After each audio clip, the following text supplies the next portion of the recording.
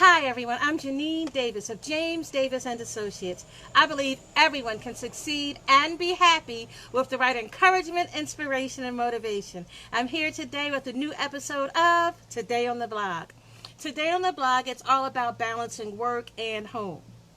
And it's interesting to me that over the course of the past 5 years, not a single day has gone by without me having a discussion about balancing obligations at work and home. Hi, Michelle. Nice to see you. Now, no matter who I talk to, men or women, the subject comes up in conversation. It's just crazy. Everybody wants to be a successful entrepreneur, but they also want to be happy at home. They want to do really well on their jobs, but they also want to have a happy home life. And there are many different ways to find a way to balance it all and to keep all the balls flying without crashing down. One way is to know your happy place at work and home. I mean, think about it. Work has to be done. Whether you're a stay-at-home mom of 6 or a Fortune 500 CEO, the saying is true. A man works from sun to sun, but a woman's work is never done. Even if you're a person who works at home, especially you, there's some things you have to keep in mind to make that balancing thing work. I'm a work at home mom. My office is in my home. I do most of my work at home, and I go out and see clients as well as clients who I visit on video chats like this one. Now, you have to always keep in mind that work and home are two different places. Each one has its own rules, regulations, and policies. In order to balance things, treat work like work and home like home. So if you want your family, for example, to respect your business and your business hours and what you do your work in your office. Don't do your work in the kitchen at the kitchen table. Because if you're working at the kitchen table, that's the family domain, and your family's going to come and interrupt you when you're in the family domain. Don't make your living room chair, which has your kids' homework on it and the remote and cats and dogs and everything else, that can't be your workspace. You have to find a dedicated workspace. So, that dedicated workspace, if you don't have room for an office at home, it can be a corner of the living room. It can be a corner of the kitchen table. But whatever your workspace is, make sure you dedicate that place only to work. You do your work in your work area. Nothing else happens there. And don't do your work anyplace else, because if your family sees you all over the place, they think you're being a family person. You're not being an employer, an employee. You're not working. That's extremely important. Now, by the same token, when it's time for you to go home and do home stuff, put your work away. Don't sit in the dining room while you're eating dinner and you're on your phone or on your computer working. That's family time. If you want your family to respect that you have a business and a home life, then you respect it as well. Treat your family time as precious and be with your family. Be present with your family during family time.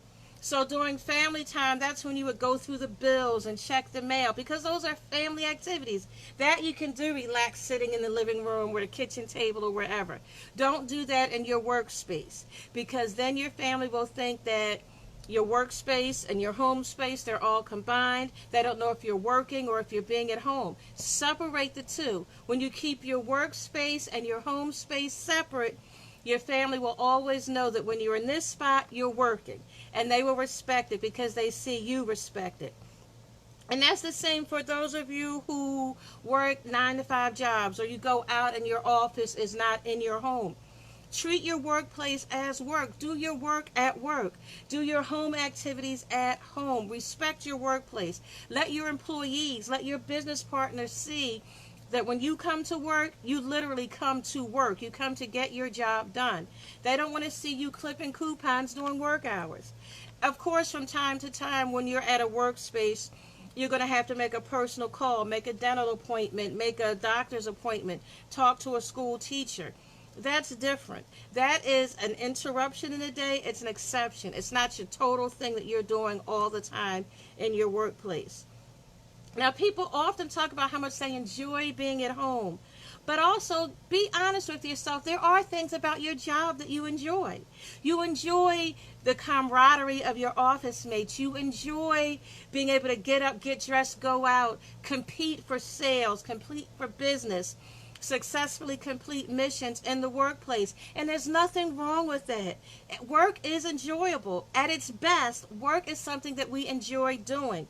So when you do a good job at work and you get a promotion, you get a raise, you get an atta girl from a coworker, those are good things. Those are important things. Celebrate those. Enjoy those. Never say or think that work is all drudgery, because for most of us, work is not all drudgery. No matter what the job is, there are happy moments. There are things about our jobs we enjoy.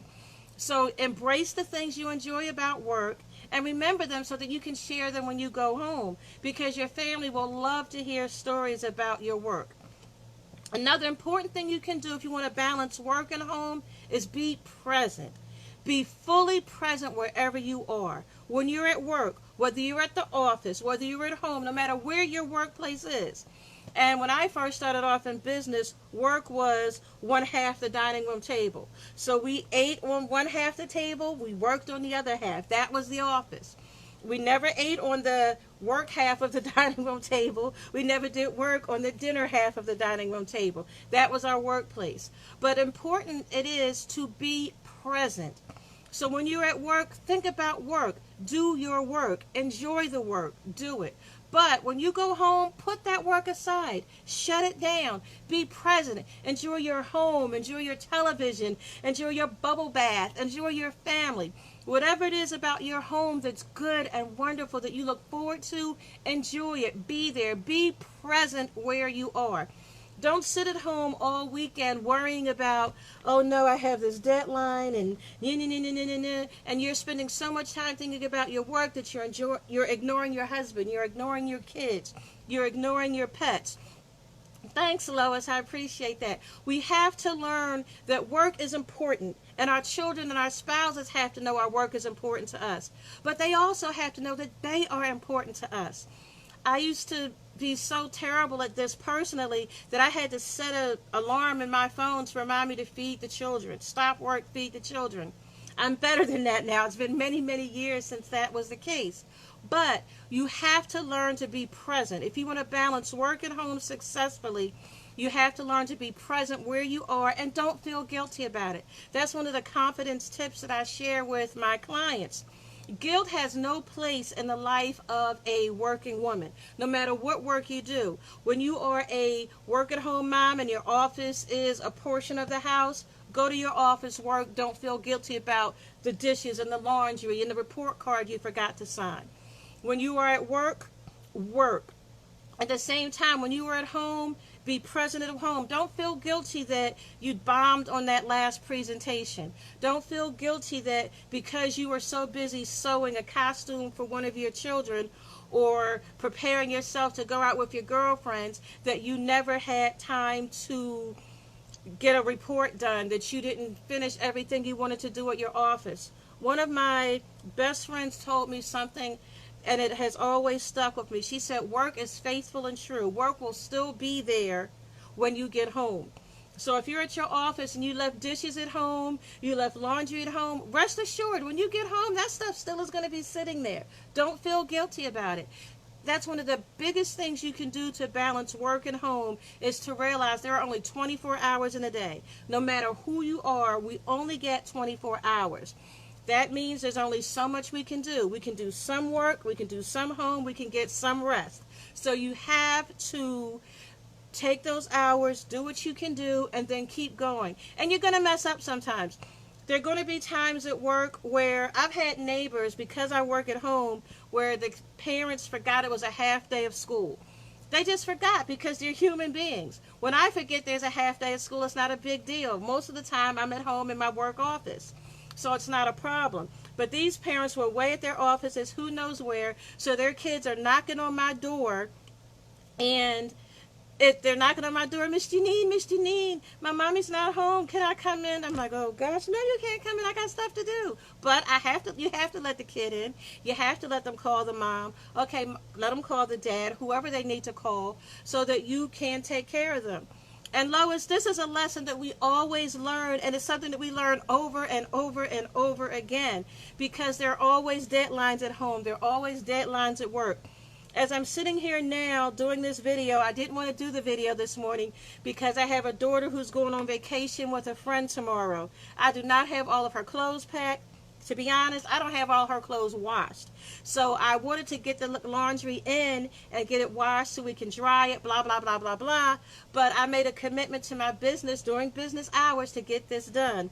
So I'm doing this video, then I'm going to take an early lunch break, way early lunch break, and go get that laundry together and then come back to work. But we have to learn to balance it, and it's hard. It's hard to separate the two. It's not something that comes intuitively to us. It's something we work on, and we work on. And by the time we perfect balancing work and home, we've retired, the children are out of the house, and we can just sit back and enjoy retirement. So it's really a funny and interesting thing. And the biggest tip for balancing work and home I've come to learn, and I'm learning to practice it and live it, is that there's a time and place for everything. So you get out your calendar. You have a paper calendar. I have one of those here. I also keep the calendar, my favorite calendar that I use most, phone, tablet, and computer, and block off your time. These are office hours. These are home hours. Yes, sticking to boundaries is a challenge. It really is a challenge, but it's a must. And just for me, especially since I work at home, if I don't get something done during the day, it's very tempting. Okay, the kids are asleep. My husband is asleep. Now I'm going to go over and finish writing that article. I'm going to go over and finish that proposal for a client. And the next thing you know, instead of being in bed at 11 like I'm supposed to be, it's 1 in the morning, and now I'm tired because I got to get up at 6 and start everything all over. It's a real challenge, and I don't want to give people the idea that it's easy and you can just do it instantly. You can't. It's hard. You can do it, and when you mess up, well, you just shake it off and just keep going. Think about it realistically. What else can you do? If you had work-life balance and you messed it up because you were so busy with your work stuff, you forgot to do the laundry for your daughter's vacation, what can you do? Okay, well, I'm going to shake it off. I'm not going to feel bad. I'll get it done today. She's not leaving till tomorrow, and she will, believe me, this child will go on vacation with plenty of clean clothes. She will have her undies and her pajamas and her bathing suits and whatever else 12-year-old girls like taking on vacation. But I'm not going to feel guilty about the fact that I didn't have it done on time. I'm not going to feel guilty about the fact that I wanted her to be all packed this morning. She wanted to be all packed this morning, and it's not going to happen. You can't live in guilt because we can't go back and redo time. We can't go back and undo what we've done. All we can do is start where we are and do better from here forward. But balancing work and home, even though it's hard, even though it drives us crazy, we can do it. We can get better at it. And sometimes 12 happy vacation. Yes, she's going on vacation. I'll be sitting at home with her siblings and my husband. But we always want better for our children. And my children tease me about that because I'll often say to them, I want you to do better than I am. I want you to be better than me. And when they are, they say, see, Mommy, I'm better than you. And it's fun, and I like it. But as far as getting back to the balancing work and home, remember, you can do it. It's not easy. It's not simple, and you're going to mess up from time to time. But it's something you can do, and it's something that you should work towards. It is an achievable goal. And when you decide that you want to have a balance between work and home, when you make that decision and you start working towards it, you're going to have it most of the time. And that's what's a great thing about it. You will mess up once in a while. It's going to happen. Get over it, suck it up, move on. Because most of the time, once you decide you want to balance work and home, you will get it done. And that's my encouragement for you. When you want to balance work and home, remember there's a time and place for everything. You can do it. And you will do it once you set your mind to doing it. You will get it done most of the time. Okay? That's it for today on the blog. Tune in to see me in a few minutes on IGTV, where I'm going to be sharing the confidence tip of the day. I'm Janine Davis over there.